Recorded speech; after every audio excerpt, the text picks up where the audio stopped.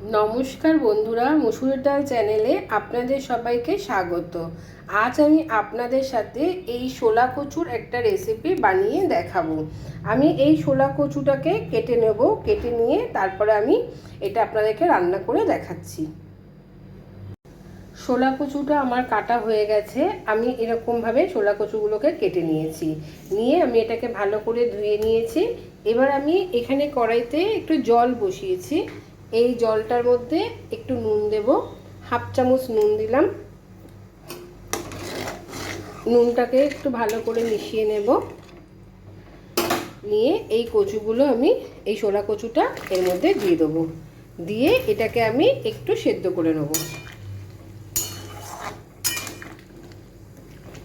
খুব বেশি আমি এটাকে সিদ্ধ করব না,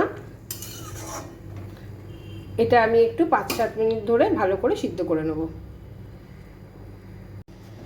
শোলা কচুটা সিদ্ধ হয়ে গেছে। খুব বেশি এটাকে আমি সিদ্ধ করব না, তাহলে রান্না করতে করতে এটা পুরো একদম গলে যাবে। দেখুন আমি এটা একটু শক্ত রেখেছি, একটুখানি শক্ত রাখবো।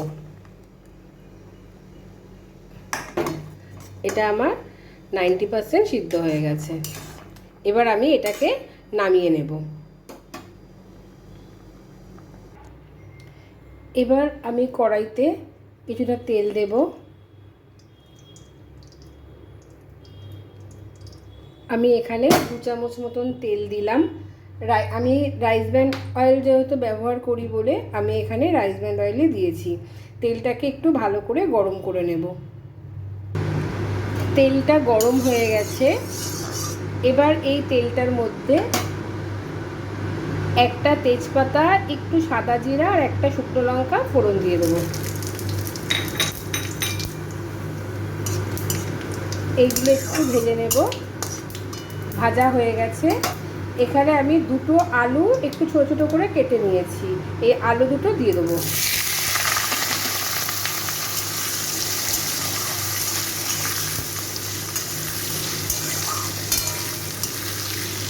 আলুগুলোকেও আমি ঠিক ডুমো ডুমো করে কেটে নিয়েছি।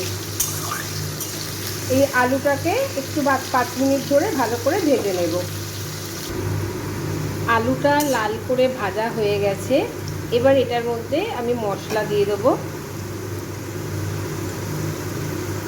আমি যেহেতু যখন কচুটা সিদ্ধ করেছি তখন ওর মধ্যে আমি একটু নুন দিয়েছিলাম, তাই এখানে 1 চামচ নুন দিলাম।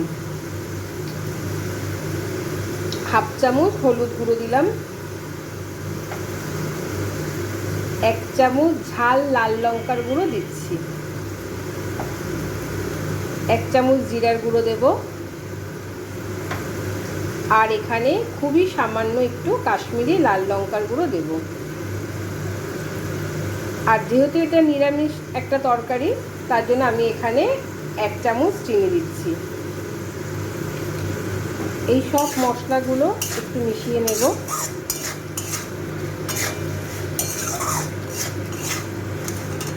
আর আমি এখানে সামান্য একটু টমেটো কেচাপ দেব। আমি 1 চামচ মতন টমেটো কেচাপ দিলাম।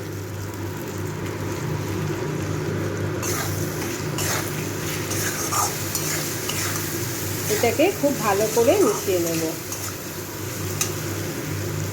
এই মশলাটার মধ্যে আমি অল্প একটু জল দেব, একদম অল্প একটু জল দিলাম। মশলাটাকে একটু ভালো করে 2-3 মিনিট ধরে কষিয়ে নেব।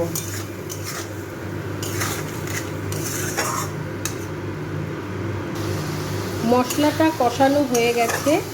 এবার এর মধ্যে সিদ্ধ করে রাখা শোলা কচুটা দিয়ে দেবো।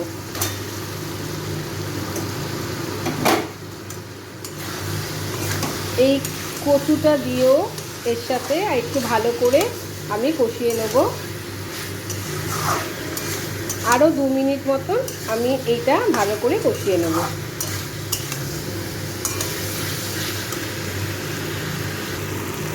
শোলা কচুটাও খুব ভালো করে কষানো হয়ে গেছে। এবার এর মধ্যে আমি অল্প একটু জল দেব। এখানে 1 বাটি জল নিয়েছি, এই জলটা আমি দিয়ে দেব। ভালো করে এটা মিশিয়ে দেব।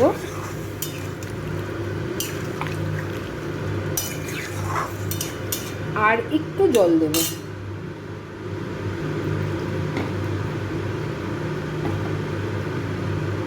আর একদম অল্প একটু জল দিলাম, 1 বাটি আর একটুখানি।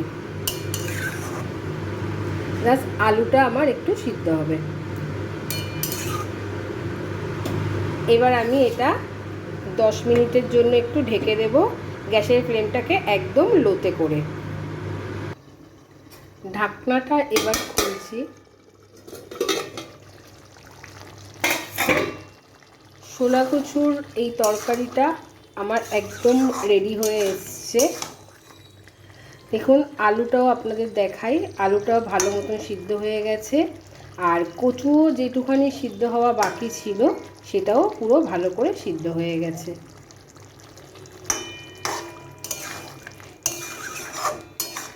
এবার আমি এর মধ্যে একটু ঘি দেব।